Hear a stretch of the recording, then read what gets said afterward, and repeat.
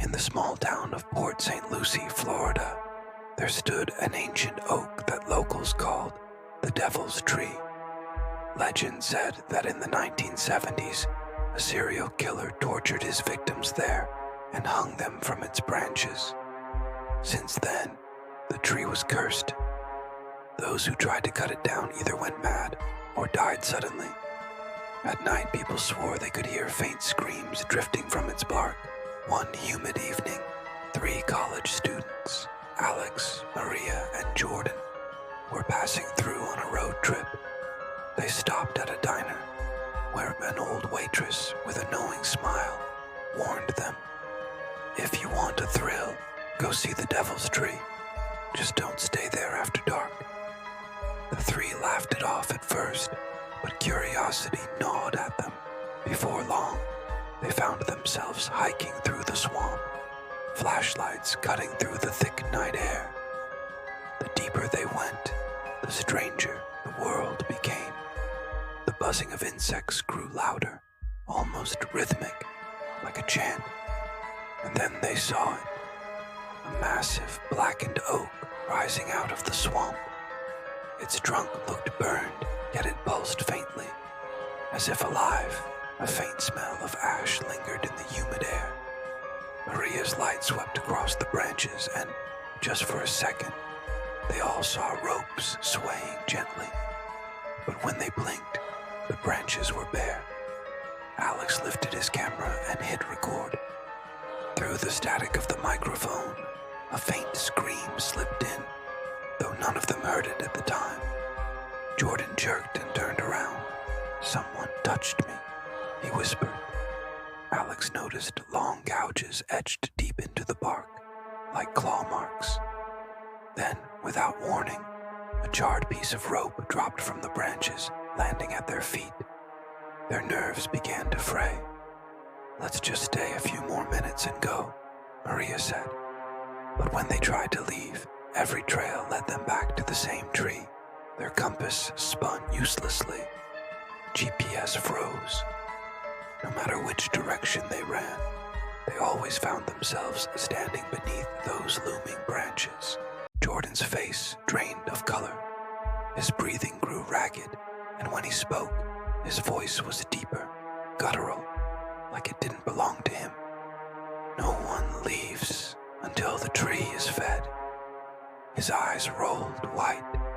He lunged at Maria, wrapping his hands around her throat. Alex tried to pry him off, shouting, but Jordan was impossibly strong, as though something inside him was pulling the strings. From the tree's trunk, thick red liquid began to seep. The wood bled as if it were alive. The cameras cut out. The air vibrated with a low hum, like the rope creaking under invisible weight. The realization struck Alex. Someone had to die, or none of them would leave. Maria, gasping, pulled a knife from her pocket. With a desperate cry, she drove it into Jordan's chest. His body stiffened. The tree groaned like a living beast. Slowly, Jordan's body rose into the air, an unseen rope tightening around his neck. His lifeless form dangled from the branch, just as the victims had decades before. The swamp fell silent. The buzzing, the whispers, everything stopped.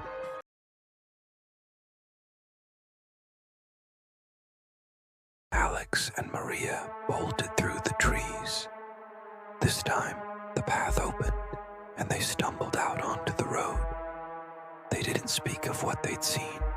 Not that night, not ever. But a week later, police arrived at their homes. Both of them had vanished without a trace. All that remained were the cameras they had carried. The final clip showed Alex and Maria hanging from the Devil's Tree, swaying gently in the night breeze. Behind the camera, a voice whispered softly, "The tree always gets what it wants."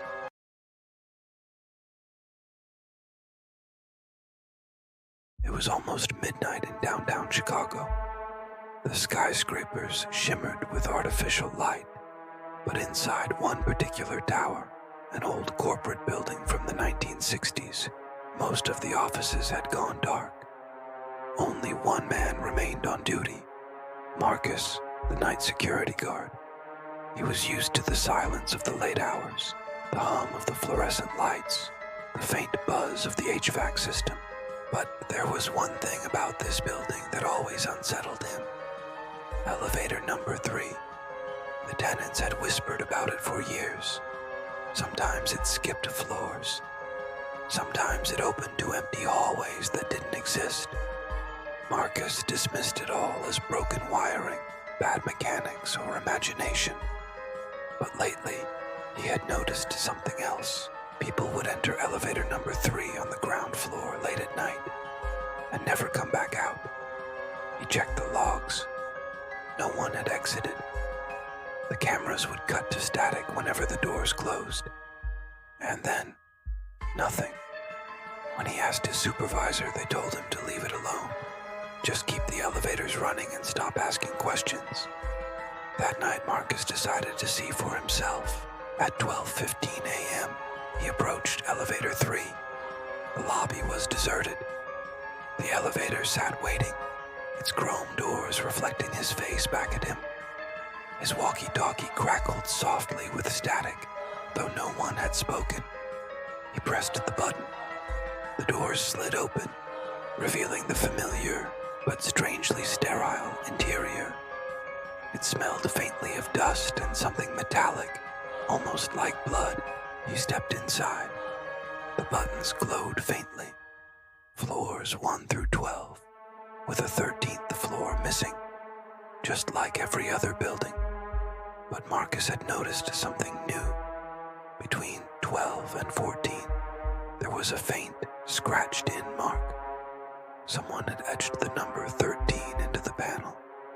His finger hovered over it. He told himself it was probably just vandalism, a prank. But curiosity clawed at him. He pressed the mark.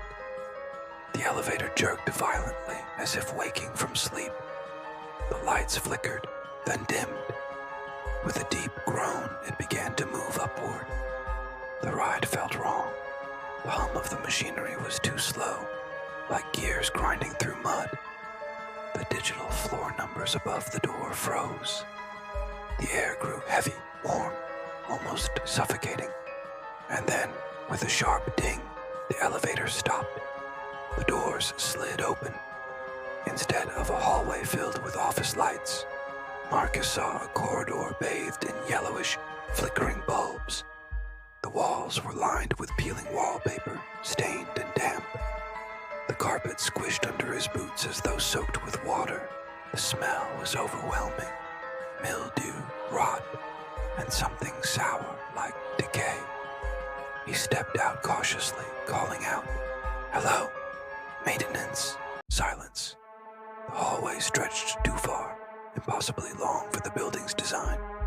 Doors lined either side, each one numbered, but not in order. 305, 11, 666, 2, 91. None of it made sense. Some doors had scratches as though something had tried to claw its way out. He turned to step back into the elevator, but the doors had already closed. When he pressed the call button, nothing happened. The hallway seemed to grow quieter, swallowing even the sound of his breathing. Then came the footsteps, slow, deliberate, from somewhere far down the hall. A shadow moved under the flickering light. Marcus called out again, but his voice cracked. The footsteps grew closer, yet he couldn't see anyone. He tried one of the doors. It creaked open into darkness. Inside, the room was an exact replica of the lobby downstairs, but rotting, distorted, like an abandoned version of the building he worked in. On the front desk lay a guest log. Marcus flipped through it, his hands trembling. Every name listed was of someone he'd seen enter elevator 3 over the past weeks. Each name had one word next to it, scrawled in shaky handwriting. Taken. His chest tightened. He dropped the book and ran back into the hall.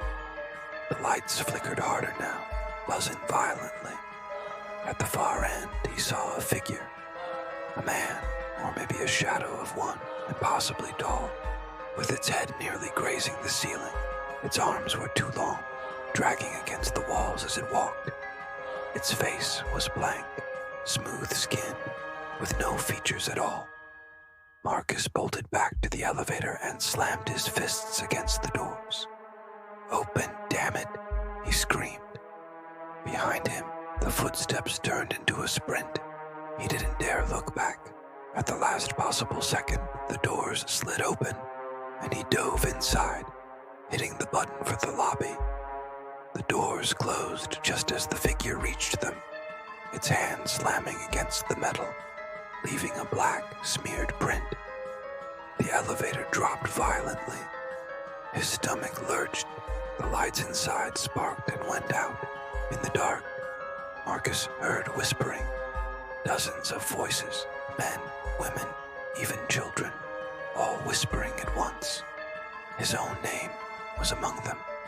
When the elevator finally screeched to a halt, the doors opened. Marcus stumbled out into what looked like the lobby, but it was wrong. The colors were faded, the clocks stopped, and the front doors were chained shut. Outside the glass windows, there was no street, no cars, no city, just blackness stretching into nothing. He turned back, but the elevator was gone. Only a wall remained. Somewhere behind him, the footsteps returned, and no one ever saw Marcus again.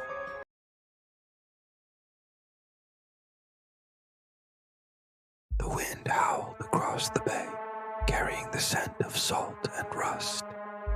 Alcatraz stood like a jagged stone in the water, its crumbling prison blocks still towering against the night sky. Tourists visited during the day, but after the last ferry left, the island was silent. Almost. A team of 4 paranormal investigators, Ethan, Sarah, Luis, and Hannah, had convinced the park service to let them stay overnight. They carried cameras, recorders, and EMF detectors, eager to capture proof of what so many whispered about, that Alcatraz was still alive with the spirits of its dead. Their footsteps echoed through the main cell block as they set up their gear. The walls smelled of damp concrete and rusting iron. Every sound lingered. Every whisper bounced back as if the cells themselves were repeating the words. Sarah joked nervously, "Well, if we don't see a ghost, maybe we'll at least catch a rat." Her laugh was hollow, swallowed by the darkness. As midnight approached, they gathered near the old solitary confinement cells. The whole. Ethan turned on the recorder. "We're asking any spirits here to speak to us." For a long moment, there was only the hum of static. Then, faintly, a voice, raspy, almost a growl, whispered, "Get out." They froze. Luis replayed it, his hands shaking. The words were clear. Sarah muttered, "It's just interference." But even as she said it, one of the cell doors creaked open by itself. A blast of freezing air rushed past them. Hannah aimed her camera down the corridor. The viewfinder flickered, and for a second, she saw a man in a torn prison uniform standing at the far end. His eyes were hollow pits. She gasped, but when she looked up with her own eyes, the corridor was empty. Only the camera had seen him. The team split up, each drawn to different sections of the prison. Ethan walked through the hospital wing, where patients once screamed through the night. He heard dragging footsteps behind him, slow and heavy. He spun around, flashlights sweeping across empty beds. But the sound continued, circling him. Then, a surgical tray clattered to the floor, though no one was near it. Sarah wandered into the shower room. She turned on her recorder and asked a question, but before she could finish, A deafening sound filled the room, the clank of dozens of chains being dragged across the tiles. The air grew thick. Water dripped from pipes, though the system hadn't worked in decades. She felt a cold hand brush her neck. Louise entered the library.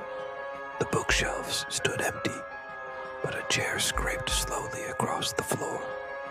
He heard faint whispers all around him, men chanting numbers as if reciting their prisoner IDs. Then, in the reflection of the glass door, he saw men in striped uniforms sitting in rows, staring straight at him. When he turned, the room was empty. Hannah explored the upper cells. She felt watched from every angle. The air pressed down on her chest until she struggled to breathe. Suddenly, her camera cut to static. Through the haze, a shape appeared, tall, skeletal, draped in black. The static voice on her recorder said her name over and over. Hannah, Hannah, Hannah.